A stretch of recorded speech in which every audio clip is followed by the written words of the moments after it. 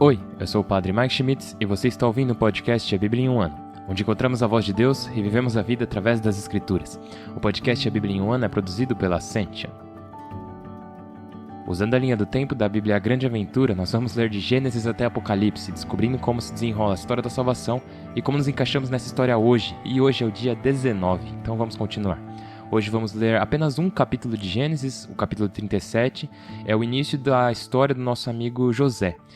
Também vamos ler Jó capítulos 27 e 28, e depois Provérbios, capítulo 3, versículos de 25 a 27. Novamente, a Bíblia que eu uso todos os dias é a Bíblia da Grande Aventura da Ascension, que é em inglês. Você pode acompanhar usando qualquer Bíblia que você tiver e preferir, mas a gente recomenda utilizar a Bíblia do Peregrino, para você poder seguir com o que a gente está falando aqui. E se você estiver interessado em acompanhar quais vão ser os próximos capítulos, ou marcar o quanto você já leu, você pode baixar o nosso plano de leitura, que está gratuitamente na descrição do vídeo. Você pode imprimir ele, deixar ele dentro da sua Bíblia e acompanhar com a gente o que a gente vai ler nos próximos dias. E também você pode se inscrever no canal, para a gente poder aparecer para você e também clicar no sininho para receber a notificação todos os dias de manhã. Mais uma vez, como eu disse, hoje é o dia 19, estamos lendo Gênesis 37, Jó 27 e 28 e Provérbios 3, versículos de 25 a 27. Vamos lá. Ciclo patriarcal. José.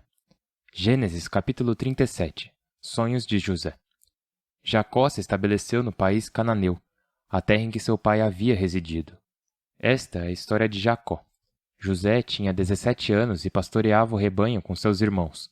Ajudava os filhos de Bala e Zelfa, mulheres de seu pai, e trouxe a seu pai más informações sobre seus irmãos. Israel preferia José entre seus filhos, porque ele havia nascido em idade avançada, e lhe fez uma túnica com mangas. Seus irmãos, ao ver que seu pai o preferia entre os irmãos, ficaram com rancor contra ele, e se negavam até a cumprimentá-lo. José teve um sonho e o contou aos seus irmãos, que o odiaram mais ainda. Disse-lhes: Escutai o que sonhei. Estávamos no campo, amarrando feixes, quando meu feixe se levantou e se mantinha de pé, enquanto vossos feixes ao redor se prostravam diante do meu feixe. Seus irmãos replicaram: Pretende ser nosso rei? Pretende ser nosso senhor? E por causa dos sonhos que lhes contava, o rancor deles aumentava. José teve outro sonho e o contou aos seus irmãos. Tive outro sonho. O sol e a lua e 11 estrelas se prostravam diante de mim. Quando o contou a seu pai e a seus irmãos, seu pai o repreendeu. O que é isso que sonhaste? Será que eu, tua mãe e teus irmãos vamos nos prostrar por terra diante de ti? Seus irmãos tinham inveja dele, mas seu pai conservou o assunto na memória. Seus irmãos se transferiam a Siquém para apacentar o rebanho de seu pai. Israel disse a José: Teus irmãos estão pastoreando em Siquém. Querem enviar-te para lá. Ele respondeu: Estou aqui. Disse-lhe: Vai ver como estão teus irmãos e como está o rebanho, e traze-me notícias. Então o enviou do vale de Hebrom, e ele se dirigiu a Siquém. O homem o encontrou perdido pelo campo e lhe perguntou o que procurava. Ele disse: Procuro meus irmãos. Peço-te que me digas onde pastoreiam. O homem lhe respondeu: Partiram daqui. Eu os ouvi dizer que iriam a Dotaim. José foi atrás dos seus irmãos e os encontrou em Dotaim. Quando eles o viram à distância, antes que se aproximasse, tramaram sua morte e comentavam: Lá vem o sonhador. Vamos matá-lo e jogá-lo numa cisterna. Depois diremos que uma fera o devorou e veremos para que servem seus sonhos. Quando Ruben ouviu isso, disse-lhes, tentando livrá-lo das mãos deles: Não cometamos suicídio. E Ruben acrescentou: Não derrameis sangue. Jogai-o nessa cisterna, aqui no deserto, mas não ponhais as mãos sobre ele. Era para livrá-lo das mãos deles e devolvê-lo a seu pai. José vendido. Quando José chegou onde estavam seus irmãos, eles lhes tiraram a túnica de mangas que vestiam, o agarraram e o jogaram numa cisterna. Era uma cisterna vazia, sem água. Depois sentaram-se para comer. Levantando o olhar, viram uma caravana de ismaelitas, que transportavam em camelos goma aromática, bálsamo e resina de Galaade para o Egito. Judá propôs aos irmãos: O que ganhamos matando nosso irmão e jogando terra sobre seu sangue? Vamos vendê-lo aos ismaelitas, mas não ponhamos as mãos sobre ele, afinal é irmão nosso, de nossa carne e sangue. Os irmãos aceitaram. Ao passar alguns mercadores madianitas, pegaram seu irmão, o tiraram da cisterna e venderam José aos ismaelitas por 20 moedas de prata. Eles levaram José para o Egito. Quando Rúben voltou à cisterna, vendo que José não estava na cisterna, rasgou as vestes, voltou a seus irmãos e lhes disse: O rapaz não está. E eu, para onde irei agora? Eles pegaram a túnica de José, degolaram um cabrito, empaparam a túnica em sangue e enviaram a túnica com manchas para o pai dele, com esse recado: Encontramos isto. Olha e vê se é ou não a túnica de teu filho. Ele, ao reconhecê-la, disse: É a túnica de meu filho. Uma fera o devorou, despedaçou José. Jacó rasgou as vestes, cingiu-se com um pano de saco e por muitos dias fez luto por seu filho. Seus filhos e filhas foram consolá-lo, mas ele recusou o consolo, dizendo: Descerei ao túmulo em luto por meu filho. Seu pai o chorou. No Egito, os madianitas o venderam a Putifar, ministro e chefe da guarda do faraó. Jó, capítulos 27 e 28. Jó respondeu: Como ajudaste o fraco e socorreste o braço sem força? Como aconselhaste o ignorante, ensinando-o com tanta habilidade? A quem dirigiste tuas palavras? Que espírito fala por ti? Jó continuou entoando seus versos e disse: Por Deus, que me nega meu direito, pelo Todo-Poderoso, que me enche de amargura, enquanto eu tiver respiração e o alento de Deus nas narinas, meus lábios não dirão falsidades, nem minha língua pronunciará mentiras. Longe de mim dar-vos razão. Até o último respiro manterei minha honradez. Me agarrarei à minha inocência sem ceder. A consciência não me reprova, nenhum de meus dias. Que meu inimigo saia culpado, e injusto meu rival. Que esperança resta ao ímpio, quando lhe cortam a trama, quando Deus lhe arranca a vida? Ouvirá Deus suas reclamações quando a angústia o surpreender? Era o Todo-Poderoso sua delícia? Invocava a Deus em toda ocasião? Eu vos explicarei o poder de Deus, não vos ocultarei o que dispõe o Todo-Poderoso. Se todos vós observastes, por que repetis coisas vãs? Esta é a sorte que Deus reserva ao perverso, a herança que os tiranos recebem do Todo-Poderoso. Se tem muitos filhos, serão para a espada. Seus descendentes não se saciarão de pão. A peste enterrará os sobreviventes, e as viúvas não o chorarão. Se amontoa a prata como terra, e empilha vestes como barro, o inocente as vestirá, e o justo herdará sua prata. A casa que construir será como de traça, como cabana de guarda. Se ele se deita rico, é pela última vez. Ao abrir os olhos, não lhe resta nada. De dia, o assaltam os terrores. De noite, o furacão o arrebata. O vento do oriente o carrega. Em turbilhão, o arranca de seu lugar. O empurra sem piedade. E ele tenta fugir por todos os lados. Aplaudem-no com palmas e assobios quando parte de seu lugar. A prata tem suas minas, o ouro um lugar para refiná-lo. O ferro é extraído da terra. Ao fundir-se a pedra, sai o bronze. O homem põe fronteira às trevas. Explora os últimos recantos, as grutas mais escuras. Um povo estrangeiro perfura galerias. Esquecidos dos pés, oscilam, suspensos, longe dos homens. A terra que dá pão é transtornada pelo fogo subterrâneo. Suas pedras são jazidas de safiras. Seus torrões têm pepitas de ouro. O abutre não conhece sua senda. O olho do falcão não a divisa. Não a pisam as feras arrogantes, nem os leões a calcam. O homem lança a mão da pederneira, desarraiga as montanhas pela raiz. Na rocha fende galerias, o olhar atento para o que é precioso. Explora as nascentes dos rios e traz à luz o oculto. Mas a sabedoria, de onde é tirada? Onde está a jazida da prudência? O homem não sabe seu preço. Não se encontra na terra dos vivos. Diz o oceano, não está em mim. Responde o mar, não está comigo. Não se dá em troca de ouro puro, nem se pesa a prata como preço por ela. Não se iguala ao ouro de Ofir.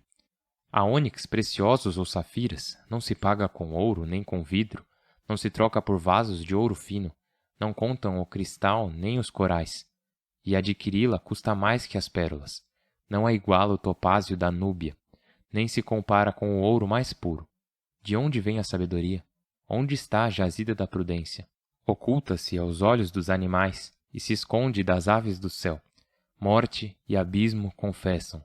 Conhecemos sua fama de ouvir.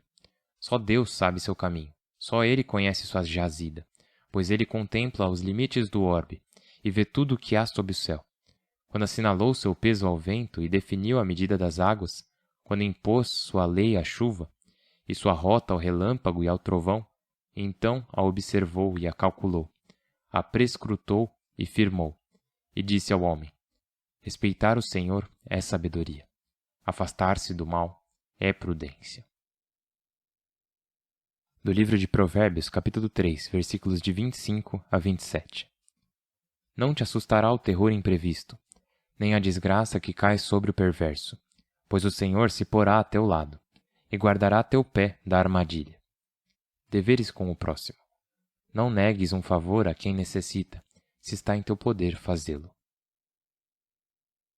Deus, vós sois bom, e vos louvamos. Muito obrigado pela vossa palavra. Pedimos que envies o vosso Espírito Santo para dar vida aos nossos pensamentos e animar os nossos corações, enquanto pertencemos a vós cada vez mais neste dia e em todos os dias, por Cristo nosso Senhor. Amém. Em nome do Pai, do Filho e do Espírito Santo. Amém. Então, pessoal, aqui estamos. Vimos apenas um capítulo de Gênesis, mas hoje fomos apresentados pela primeira vez. Bom, não é a primeira vez, né? A gente já ouviu o nome dele uma ou duas vezes antes, mas é a primeira vez que ouvimos a história de José. Que ele é amado por Israel por ser filho de Raquel. E José não é apenas o irmão mais novo, não muito querido por seus irmãos. Na verdade, eu tô rindo disso, mas ao mesmo tempo a gente percebe que é uma situação horrível que a gente tem aqui, né? É algo realmente quebrado. E, cara, essa é a palavra-chave, né? As palavras-chave que eu venho usando esse dia. Coisas ruins, sujeira, quebrado. Todos os dias, nos últimos 19 dias. Mas tudo isso vem da quebra do nosso mundo. E aqui está o que a gente tem. José, com 17 anos, enquanto seus irmãos mais velhos são bem mais velhos. O que acontece é que, pelo fato de Israel amar mais o irmão caçula do que eles, aparece o ciúme, vem a inveja. E esse é o ponto, não é? Quando há algo injusto, a princípio, talvez estejamos certos ao perceber que tem algo errado, que não deveria ser assim. Mas então, algo pode acontecer, algo pode se torcer dentro de nós. E não estamos mais lutando apenas por justiça. Agora estamos lutando com um sentimento de ressentimento, lutar com ciúmes ou inveja, e é isso que vemos acontecer. Você parte de um ponto onde, tipo, ok, aqui tá nosso irmãozinho, que quero dizer, caramba, nesse momento ele é o filho mais novo, ele é o caçula, ele é o 11º.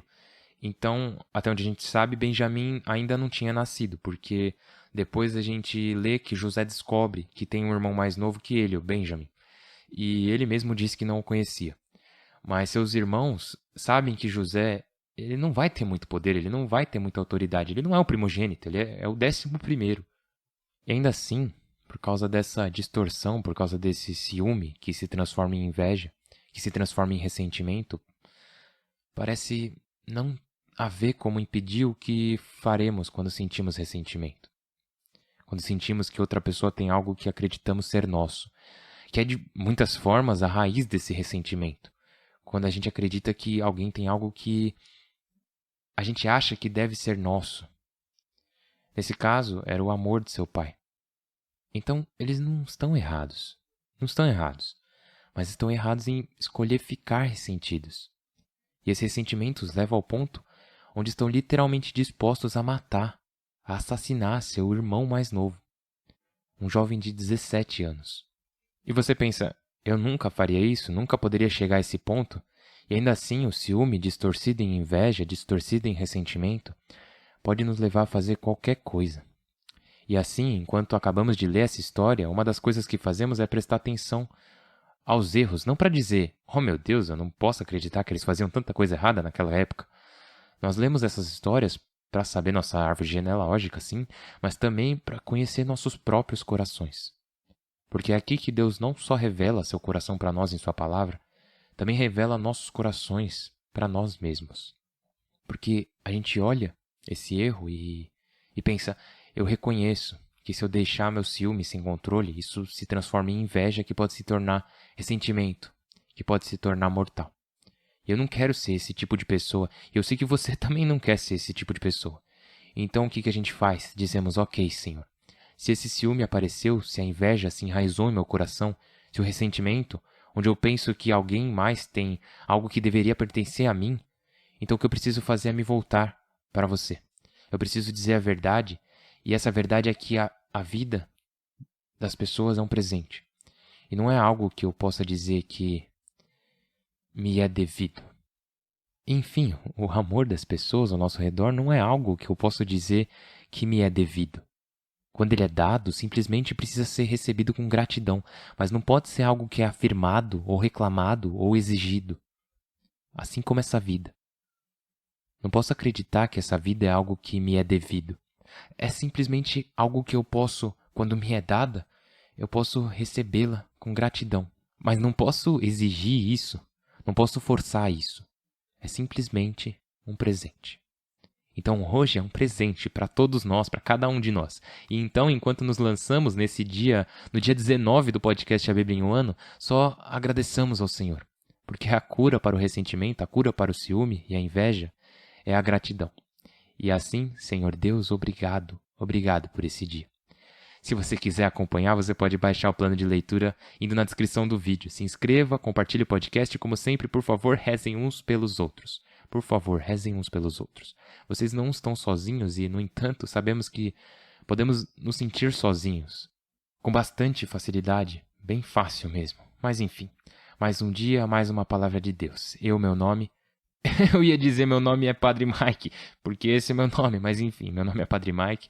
Eu sou muito grato que estamos fazendo essa jornada juntos. Estou rezando por você. Mal posso esperar para te ver amanhã. Deus abençoe.